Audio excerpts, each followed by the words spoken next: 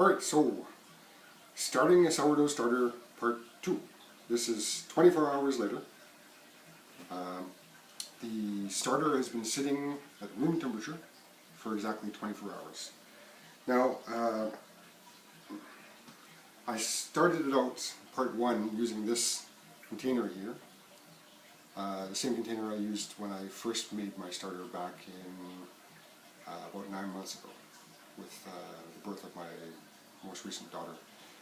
But it started very quickly. I was almost ready to start raising dough within 1 day, so I realized I didn't sterilize the container and I'm not going to do it. So I started over again yesterday with this bowl here so that I can show you guys what it's like after 1 day using just flour and water, no additives, nothing else. Okay? And so let's just take it off. It's just an elastic holding a towel and a plate. And so you have a look there. You see there? It's just flour and water. Nothing has happened really. There might be a couple bubbles, but that's... I see there's a couple bubbles there, but nothing, no sign really of any activity of the sourdough. And it smells exactly like it smelled yesterday, pretty much. So, first step we're going to do, and this is the most important thing to avoid any waste, we're going to take half, a little more than half, after we mix it up. First we're going to mix it really well.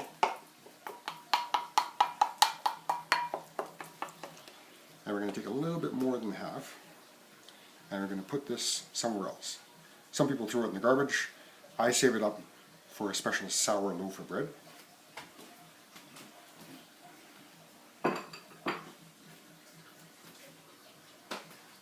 And do the same thing as yesterday. So we only have that much left. Now we're saving whatever's in there now, whatever bacteria and yeast is in there.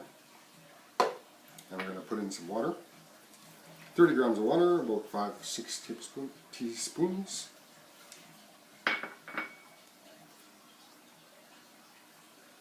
Stir it up with chopstick. See if I can get my fingers dirty.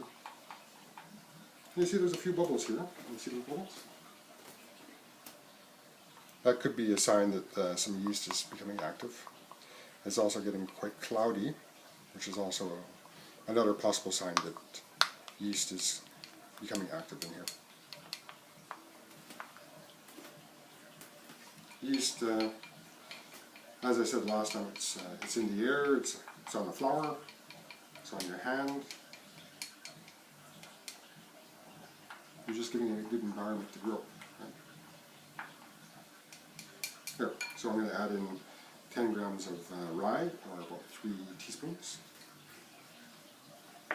And 10 grams of red fife, organic red fife, about 2 teaspoons.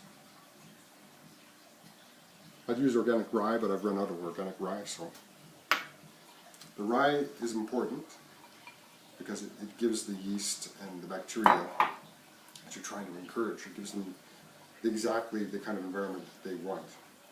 And so it encourages the correct strains of yeast and the correct strains of bacteria to get going. And it gives them the vitality, the strength to rise a good loaf of bread.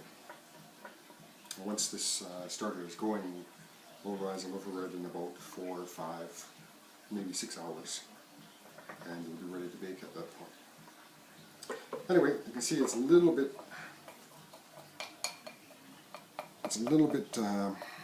drier than last time, and that's the way I like to have my starter. It might take longer to develop the bacteria and yeast that you want this way, but you'll have a better idea that it's risen, because you'll know finally when the sourdough is ready to start a loaf of bread, when it's grown by about double. And it's doubled within a 12-hour period. Then you'll know, okay, it's ready to rise a loaf of bread. So if it's too liquid, you can't tell if it rises. And this is about the right consistency. You can see there. We'll have a good idea when this is risen, double. We'll have a good idea that, oh yeah, look at that, it's gotten double its size. It'll be a nice big dome. If it's too wet, you won't be able to tell.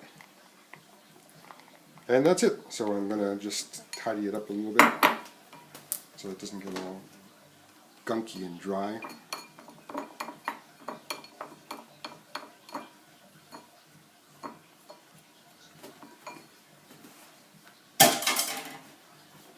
Get all the sides all cleaned up.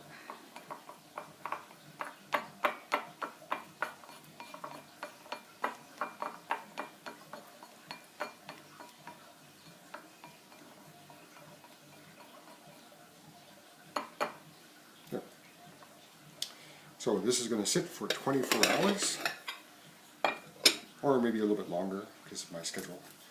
And I'm going to do the same thing again, but I'll show you the signs that your sourdough is becoming an active culture of yeast and bacteria. I'm going to get a new towel and cover it with an elastic, but I just dropped that on the floor, so I'll have to use something else. I'll just show you my old starter.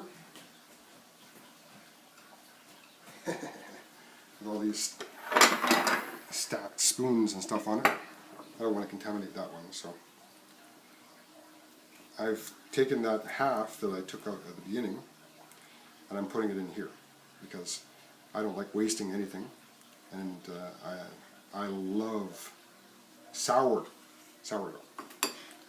Most people don't seem to like it very much, but I really enjoy the character and the flavor. So I save up every little bit of sourdough starter that I make, and when I refresh my sourdough I save that up too. And it all goes into a little bowl which goes into the fridge, and I make a loaf of bread with it, special loaf, which is really strong and sour and very complex flavor, which most people don't enjoy, but I find it wonderful. So, in 24 hours, I'll be back with step 3, or part 3 of starting the sourdough starter. This, by the way, is not a starter anymore, because I'm going to make a loaf of bread out of it right away. So it's the beginning of a loaf of bread. Okay? Goodbye.